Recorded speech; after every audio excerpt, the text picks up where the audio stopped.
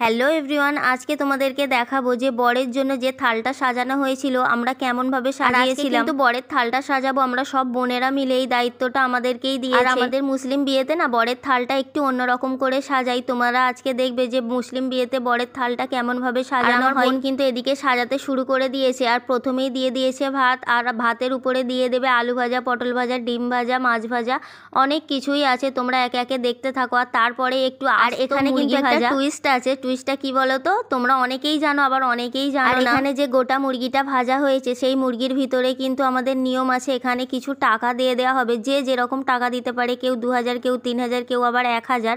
তো মুরগির ভিতরে দেখছো কাগজে মুড়ে কিছু টাকা দিয়ে দেওয়া হলো। যখন এই থালটা নিয়ে যাওয়া হবে অবশ্যই ওদের খাবার সময় এই টাকাটার দিকে লক্ষ্য যাবে। আর আমরা যা টাকা দিয়েছি ওদেরকে কিন্তু ডাবল দিতে হবে। আমরা যদি 1000 টাকা দিই ওদের কিন্তু 2000 টাকা দিতে হবে। আবার 2000 টাকা দিলে ওদের দিতে হবে 4000 টাকা। আবার 4000 টাকা দিলে ওদের দিতে হবে 8000 টাকা। এরকম একটা নিয়ম আছে। আমাদের এখানে কিন্তু বরের পুরো থালটাই সাজানো হয়ে গেছে। আর তারপরেই কিন্তু আমরা পিঠে দিয়ে এখানে পুরো ঢাকা দিয়ে দিতে হবে। আর ঢাকা দেওয়ার পরে ঠিক এমনটাই লাগছে। আর যা যা রান্না হয়েছিল বিয়েবাড়ি সব কিছুই দেওয়া হয়েছে, আর এক্সট্রা করে আরও অনেক কিছু রান্না হয়েছিল। আমাদের এখানে আরও অনেক নিয়ম আছে, তো সেই নিয়মগুলো জানতে গেলে আমার ব্লগটাকে আরও দেখতে হবে। আর তার আগে কি করতে হবে বলো তো? সাবস্ক্রাইব করে নিতে হবে।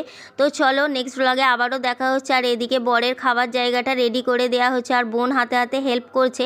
তো এখানেই কিন্তু খাওয়া দাওয়াটা হবে, যেখানে স্টেজটা করা হয়েছিল।